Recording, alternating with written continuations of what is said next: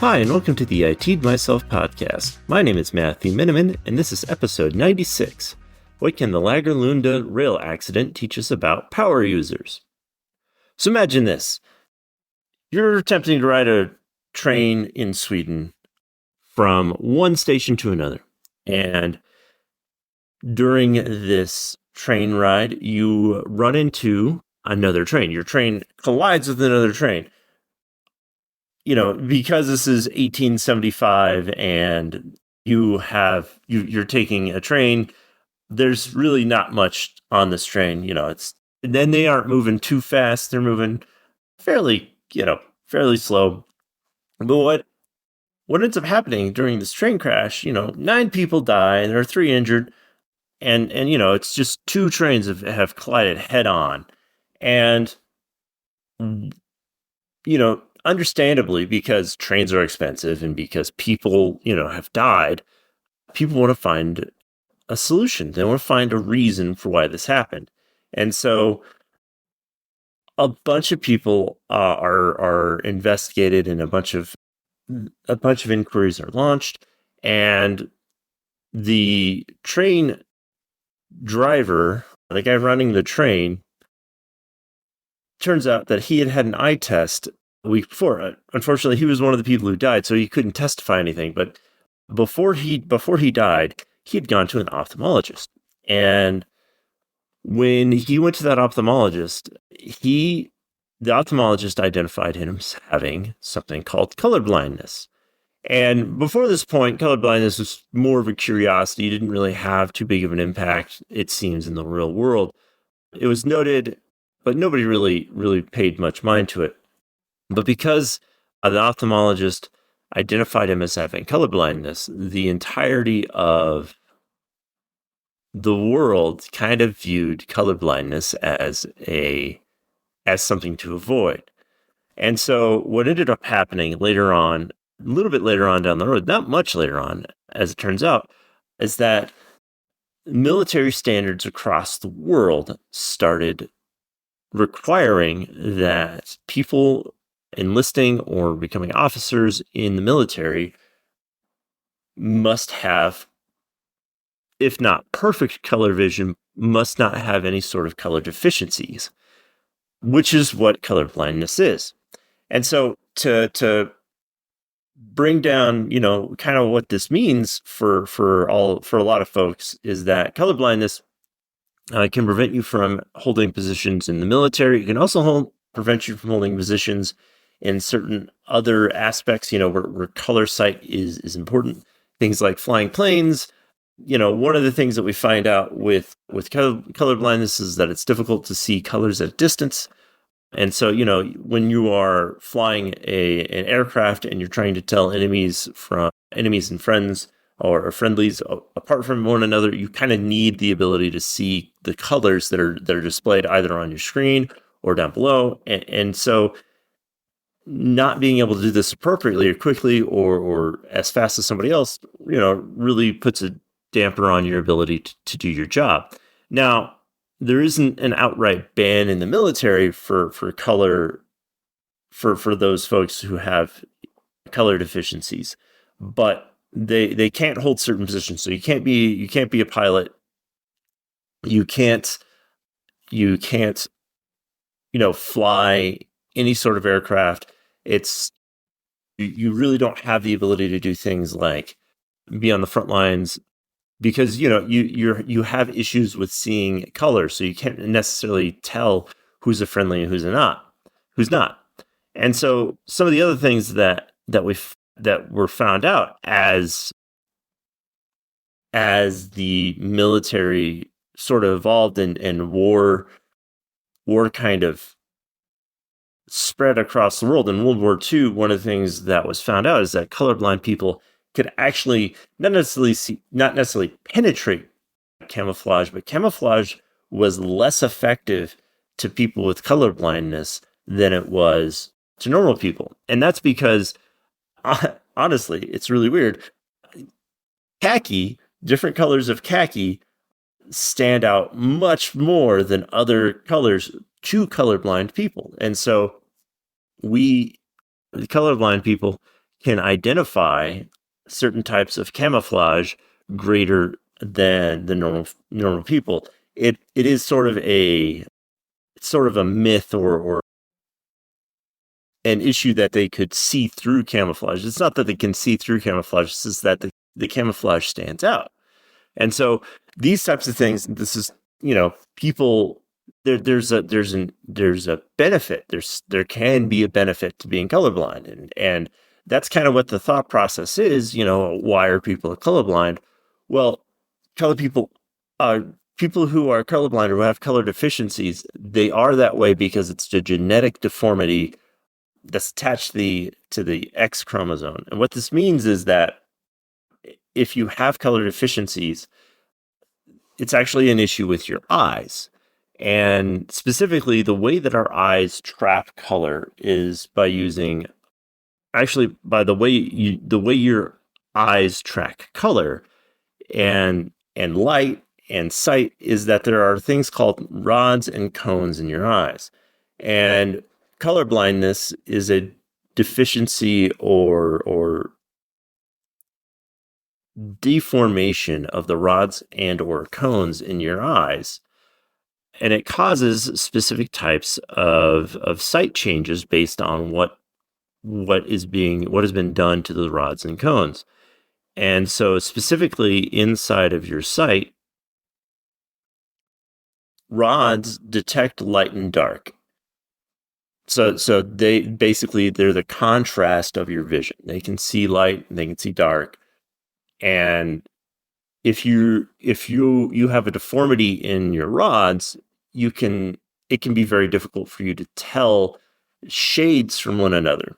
Whereas cones allow you to see the color spectrum, and specifically they work off the RGB color scheme, which is red, green, blue.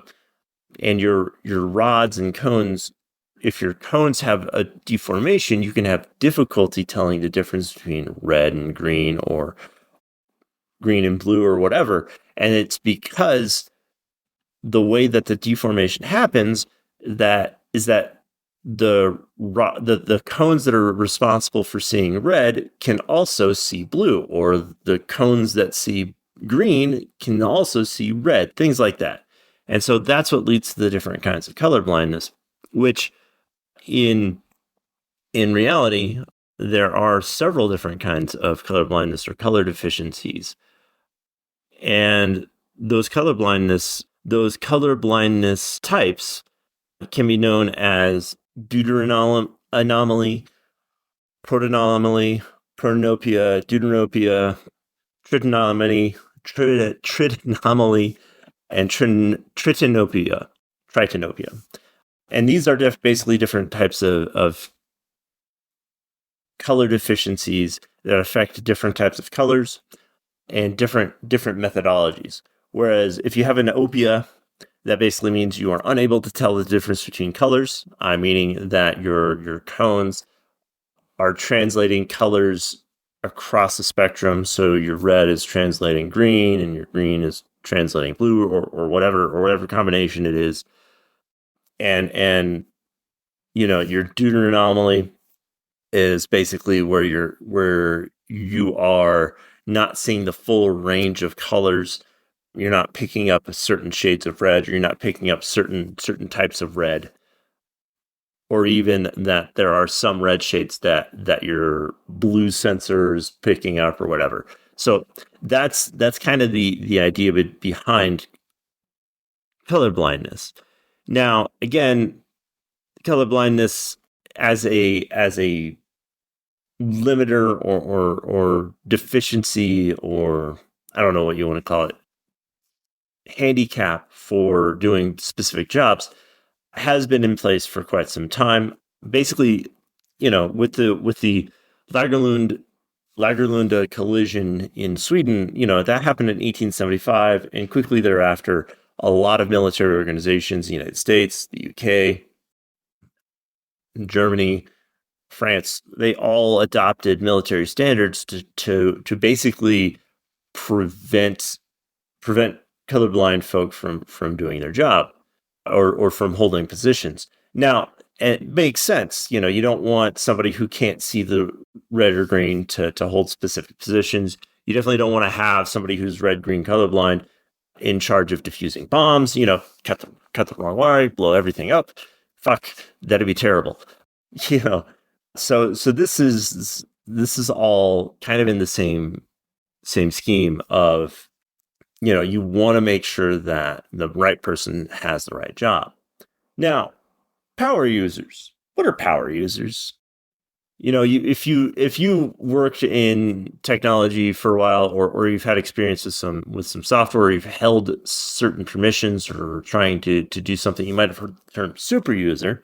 And super user is a specific term inside of software or platform management, where basically a super user has the capacity to do all administrative functions over a specific device. In fact, if you're in Linux, you can basically sudo into a super user, which gives you essentially root level access to Linux, which means you have access to everything on the system.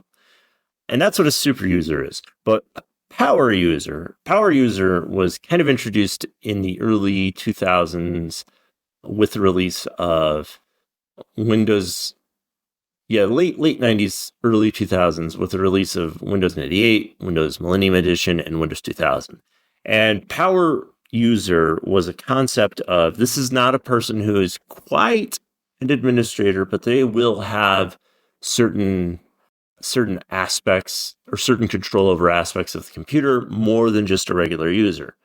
And basically, Microsoft attempted to craft a power user as a step between the two, where we could allow a power user to do more things than a normal user. And this terminology has kind of stuck throughout the rest of IT since then. And it was probably a thing before then. I don't remember it being a thing before Windows 98, but it could have been. I have no idea. Not that fucking old, guys. Anyway, power users are interesting because power users, they know just enough to be fucking dangerous.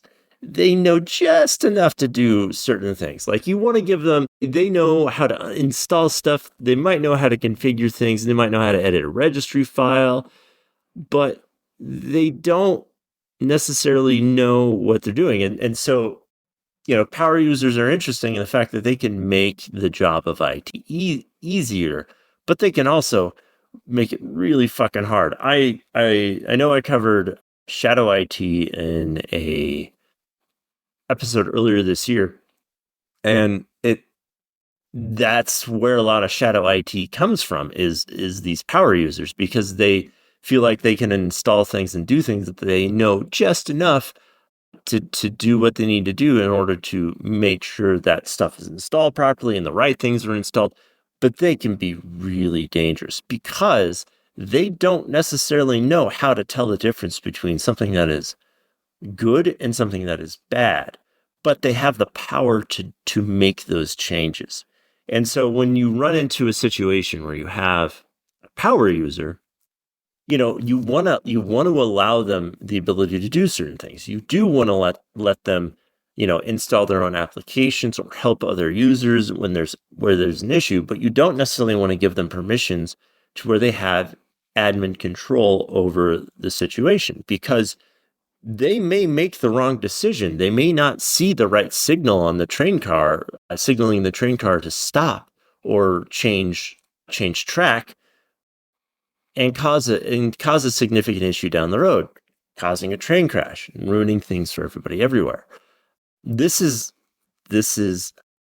a problem this is a problem inside of larger organizations where you have a smaller IT department and you have a lot of people who need help and need assistance, but it's always for small things. And so you do kind of want to have a super user or not a super user, but a power user who you can give certain controls to help out.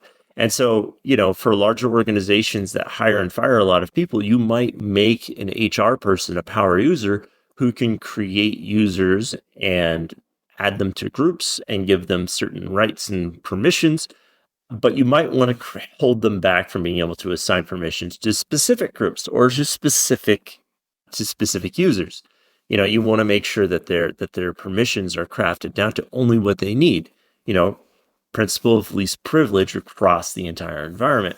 Now, power users are a little crazy in that sometimes they will just take it and run with it. Take whatever it is and run with it. And so, they'll you give them just a little bit of control. And for instance, this happens a lot in financial departments where you give power user to one of the finance team, and you give power user, you make a finance person a power user, and what ends up happening is that they see a problem within the department, and they're like, "Oh, I know how to fix that," and they go in and they make a change.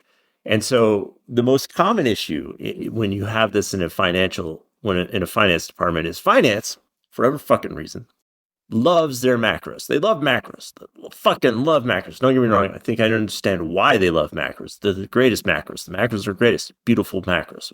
Amazing macros. Accordion hands. Why am I talking with accordion hands? Anyway, the whole concept of macros is that, it automates calculations and information grabbing and can help make finance easier, because there are a lot of complicated formulas that can be put into play to calculate profit and loss and all of that. And by default, a lot of macros are disabled within Office products, within Excel and things like that, for good fucking reason, because macros can launch external applications and they can obfuscate attack vectors and things like that. And generally, it's a bad idea to just trust any macro that you possibly can.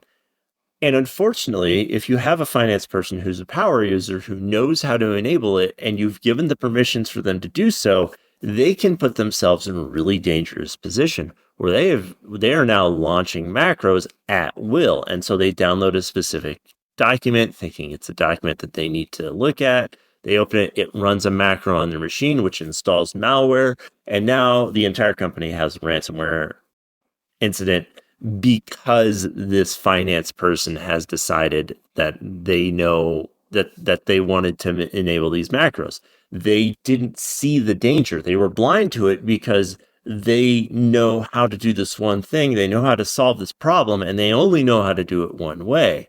And so it's not necessarily color blindness as much as it is not being able to see what the consequences of their actions could be. So, it doesn't really make sense to give a lot of people power user or to enable a lot of power users to do a lot of things. You do have to make sure that the permissions are curtailed a bit and that they can't do certain things and that they have the ability to ask questions when and where they need to. And also, it does help if your IT team is properly sized for your company to make sure that you don't have to have any power users across an environment. And so, when you are providing permissions for power users, you just want to be able to make sure that they have the right vision, that they have the ability to see everything they're supposed to see, and that they're maybe not necessarily trained properly, but at least that they have the capacity to know what is going to happen when they do specific things and the risks involved. You want to make sure that they can see the path ahead, that they can identify the dangers in front of them, and that you give them the ability to pause, think, and identify what might be going on in a system. And just like with colorblind people and the rest of the world, you kind of do have to make sure that specific things are in place. One of the questions that I have, because I am colorblind, probably not a big surprise for many of you, because if you've met me ever, I can't stop talking about how I can't fucking see certain things. But one of the questions I fucking have is that the most common color blindness or color deficiency is red-green. And for whatever fucking reason, we have decided as a society to make stoplights, red and green. Now, a lot of you are probably like, why the fuck wouldn't you? They're opposite colors. They are obviously different. And I have to say to you, fuck you. They aren't, really not ever. And so it's really difficult for somebody with a color deficiency like myself to be able to see the difference between that red and that green. We have to look at the position of the light. And that's fucking hard to do at a distance, isn't it? So, how else could we fix this? We could fix this by making it, I don't know, blue and yellow, or, white and some other fucking color. I don't know. Choose. But not red and green, motherfucker. That's just weird. That's asking for problems. Anyway, the whole point being is that if you do have power users, if you have somebody who's red-green colorblind, make sure you craft some sort of control. Make sure you help them identify some way to be able to do their job, but also limit their ability to harm themselves. One of the things I've seen to combat colorblindness, specifically with traffic lights, is that in Florida, I don't know if this is everywhere in Florida, but it's definitely in Orlando, they have blue lights above the red light. And when the red light is on, the blue light is on. And it's so wonderful to be able to see that, because at a distance, I can tell. I can tell that that's fucking red. I can tell that I'm supposed to stop at that light, which is amazing. And you can do the same things for your power users. You can provide them with limitations on their power, and you can do things like enable a privileged access management control system where you can give them certain abilities to do certain things, and only those things. You can also do identity and access management, where they have the capacity to do specific things, but they have to check those permissions out. They have to make sure that they ask for those permissions each and every time. But it's also extremely easy for you to enable and activate those permissions and audit what they've done. So you can tell, did this user do something dangerous? Did this user make a change that was harmful to the organization?